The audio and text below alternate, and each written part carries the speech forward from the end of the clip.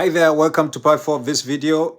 And previously in part 1, we talked about you are the man. As a man, you have to do the heavy lifting before you bring a woman in your life. And part 2, we talked about you have to know where you're going, who you are, and where you're going, why you're going, and where you're going, to have a vision and who you are for a woman to actually follow you. And in part 3, we talked about you're the one who has to create the environment for a woman to be with you and for you to start a family, which is true why you, unless you make the decision of having a family and being a man of the house, to be a husband, to be a father, then really nothing would happen. You actually just create more broken families than the one that God wanted you to have.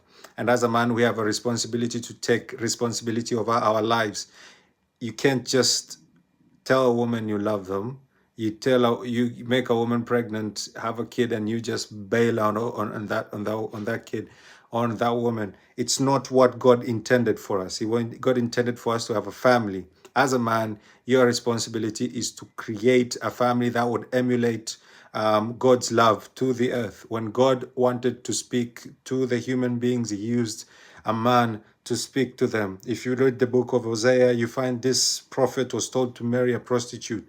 And God wanted to speak to the people of Israel, so He used the prophet to explain how the people and the relationship between God and the people of earth was, or the people of Israel was back then. Is that the prostitute was that we tend to worship other gods. We tend to go away from the love of God every single time, but God was relentless. He's always coming back to you, and that's the story of Hosea. If you have time, read that book. It's really nice. It will actually show you the love of God towards His people, that no matter what you do, He's gonna love you anyways. So yeah, as a man, we have a responsibility to do the hard stuff. Yes, we have the responsibility to create families. We have the responsibilities to be there for our family, not just create and bail, because God is going to ask you, why did you make this woman pregnant and leave her? Why did you bring a child in the world, then leave him? It doesn't matter what happened in your life. And I know there's sometimes that the women in our lives make it very hard for us to actually be with our family, or for us to be a father, to be that person. But sometimes it's on us.